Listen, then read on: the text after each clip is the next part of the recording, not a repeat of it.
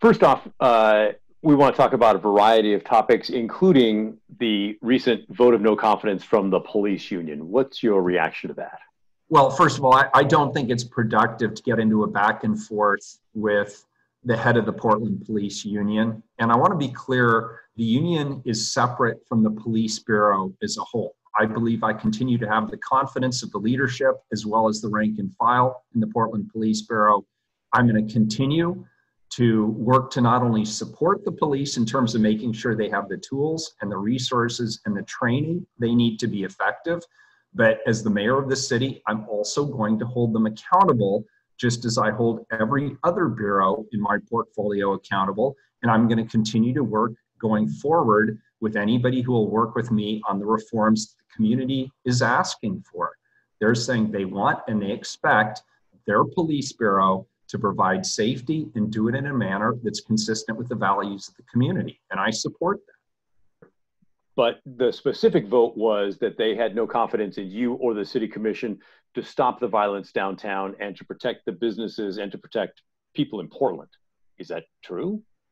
My directive to the leadership of the Portland Police Bureau has been clear. With regard to what we're seeing late at night, which is a very small handful of people, 200-300 people coming downtown and committing acts of violence and vandalism, which I believe detracts from the larger movement we're seeing around racial justice and equity, I've told them to bring those late night antics to a close and do so safely, meaning both for those who are demonstrating as well as for the men and women in the Portland Police Bureau. And they have embraced that as a strategy. They update me on a daily basis. I've supported their efforts, and I'll continue to support their efforts. So that's going to continue to be my focus, is the big picture. How do you think that effort is going so far, just targeting those violent protesters late at night? Well, it's obviously been a struggle for the Portland Police Bureau. When you have a small group of people who are very determined to commit acts of violence or vandalism, including trying to enter the Justice Center and set it on fire with 300 people who are incarcerated inside, that creates a potentially volatile situation. And what I'm hearing from command staff, because I've asked, well, why can't you just go in and arrest everybody and bring it to a conclusion? If they're engaged in criminal activity and you can demonstrate that, why not just arrest them? And the answer they've given me makes a lot of good sense. And what they've said is, even though it's 200 or 300 people, sending police into that kind of a situation could be very dangerous, both for them as well as potentially inciting an even more volatile situations. They're trying to de-escalate. They're trying to make selective arrests. They're trying to do what they can to keep a lid on the violence and the vandalism without potentially creating a much larger situation. And I trust them when they say that that is the right strategy to pursue. And what we're already seeing this week is significant de-escalation. We're seeing those groups grow smaller and smaller by the night. And in the last few days, I believe they have reached a containment situation. I expect that this will be wrapped up quickly, and as I say, safely. Do you see a distinction between what the police are calling those late night agitators and the general protest? I absolutely do, and I've said this from day one. And you've got tens of thousands of people marching through the streets of this city in a nonviolent manner, seeking racial justice and equity and asking for reasonable police reforms. After all, the police bureau works for the public. And if the public says they still want to be safe, they still want a police bureau, but they want us to review the tactics and the strategies and the culture of our police bureau, we have an obligation to address the needs and the concerns of the public. So that's one set of people that have been very peaceful. And in fact, the police bureau hasn't engaged in most situations for those peaceful demonstrations. Then those folks go home and a completely different group of people show up late at night, often after midnight, sometimes 3, 4 a.m. in the morning, and they're throwing things, they're shooting commercial grade fireworks at the police officers, they're endangering their lives as well as their own lives. They're seeking to break into the Justice Center and set it on fire. The other day they went to North Precinct, tried to lock the doors and then set that building on fire. They attacked small businesses, including businesses owned and operated by people in the historic Black community, clearly they are doing something that is completely separate and distinct from the larger moment, the movement that is seeking racial justice and equity. In a sense, I believe the folks who are coming and engaging in late night criminal activity are actually distracting from the moment, and they're distracting from the message around racial justice and equity. And that's why I have decried those activities from day one, and I'm going to continue to do so.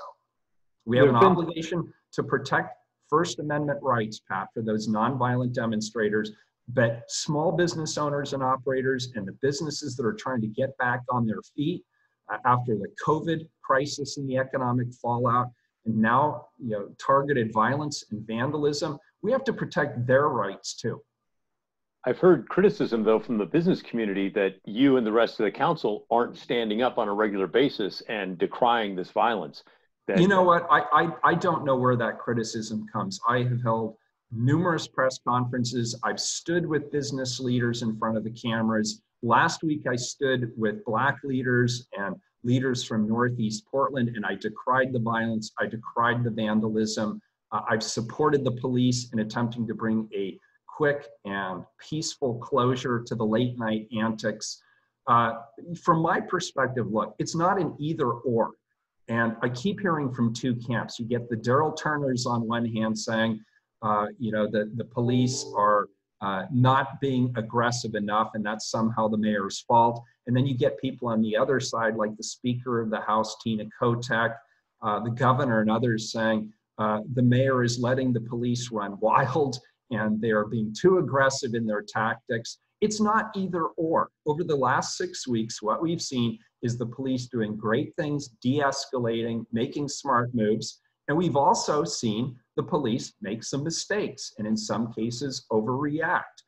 It's an evolving organization. I think we all need to take a step back.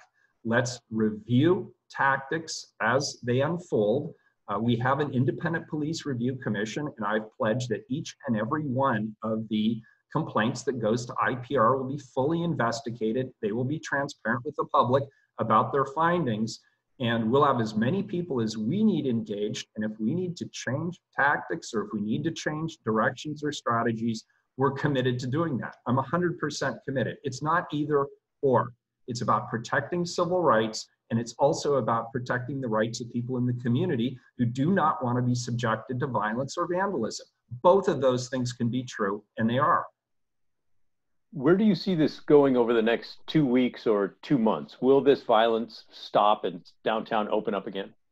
Well, look, if I was great at predicting exactly how this would unfold, I would have predicted something very different than where we are today. Who would have predicted 6 months ago we'd be in a global pandemic, a global recession bordering on depression, civil unrest all across the United States? Nobody could have predicted this. So I'm out of the prediction business. But here's what I think is going to happen. Number one, calmer voices are going to prevail. The highly emotional, charged moment that we're in today, I hope that will subside. I hope the divisions we see in the community, people will start putting their passion and their divisions towards working together on meaningful common sense reform based on data, fact, and true information so that we can actually make some smart decisions. The council's already made a number of reforms, including moving the equity office in the police bureau under the police chief. We've supported, again, legislation at the state level that has passed. We've disbanded some specialty units that have disproportionately impacted people of color, but the hard work lies ahead. And the hard work is about reimagining what public safety looks like, reimagining what basic patrol services look like, and reforming this antiquated Byzantine oversight and accountability mechanism that's really hobbled both the police bureau and the public at large for generations. I think there's a lot of hard work for all of us, but we got to stop the back and the forth, the divisiveness, the politicization of this issue, and really start focusing on the facts and what it's going to take to provide a smart, strong, effective, well-resourced police bureau that has everybody's safety interests at mind. That's what really the goal is here. We're hearing that the new district attorney maybe is not charging a lot of these protesters that are being arrested. Does that concern you? Well, look, if people are engaged in serious criminal activity, things like arson or trying to board up a building and set it on fire, those people should absolutely be criminally prosecuted. You can't engage in a crime like that and then have no accountability whatsoever. And as somebody who's been in this business of public safety for quite some time, I can tell you this: if you don't have swift and sure accountability, that encourages some people to engage in further acts of criminal activity. And what's really a disservice is if you allow somebody to continue to ratchet up their criminal activity to the point where then they commit a serious felony and they end up spending a good chunk of the rest of their life in prison, when what we could have done is intervened earlier with swift and certain accountability. I believe what the new district attorney intends to do, if I've understood him correctly, isn't just let people off scot-free, but he's more interested in restorative justice. And what that means, just as an example, I didn't get this from him, but as an example, if you are caught vandalizing a business, rather than sending you to the pokey for a day or two, send you in to talk to the business owner and their employees and hear from them directly what it meant to them when you damaged their business, when you harmed their paychecks, when you created problems for their ability to be able to earn a living in this community, and what it means to them personally and to their families personally. Sometimes having to look people in the eye who you have wronged and explain your actions and then hear from them directly what the impact has been on them, that can be far more impactful to somebody who's engaged in those activities than spending 2 days downtown at the Justice Center. That's just my opinion. Yesterday, the police chief talked eloquently about the situation and how things are going, and generally and broader, the shootings going on in Portland. And he said a couple of times that the elimination of the gun violence reduction unit has made it harder to investigate these crimes because of the loss of knowledge on the street. Do you envision going back to that somehow? Look, for every one of these specialty units that's disbanded, we still have issues that are going to have to be addressed. The schools, of course, wanted us out of the schools, so we don't have the school resource officers. The gun violence reduction team has been eliminated. We have decided not to extend our contract with TriMet on transit services, but we're still going to have violence in our schools. We're still going to have gun violence on our streets, and we're still going to have criminal activity on our MAX trains. So we have to figure out what is the smart, logical landing pad for each and every one of these things.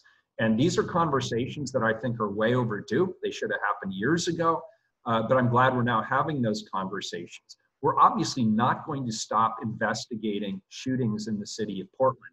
The question is, from the perspective of the rest of the unit that engages in day-to-day patrol activities focused narrowly on gun violence, what are we going to do differently? And that's the part where I need the men and women of the Portland Police Bureau to not dig in their heels, but to engage with us and engage with the community and talk about what the options are. And I'm hopeful that we'll come to a better strategy that's not as divisive as the one that we've had in place all these years. Can you just maybe clarify how police are going to bring this to an end? And do you think that overall messaging of enough is enough, is that finally percolating through the community?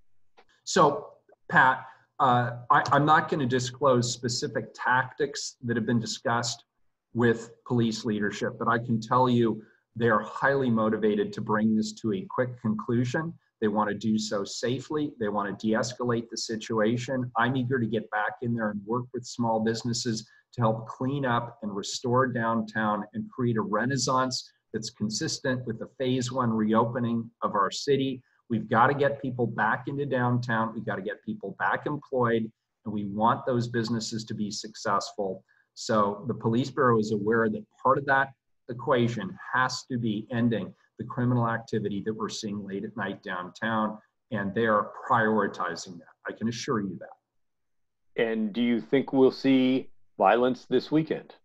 I don't know what we will see this weekend, but I hope we do not see violence this weekend. I hope the people who are engaged in violence are starting to understand that they are being isolated from the rest of the community, including those who've marched peacefully in support of racial justice and equity. And those individuals are getting really angry that what's happening late at night is stealing the message of the moment and really taking away from the broader movement towards racial justice and equity.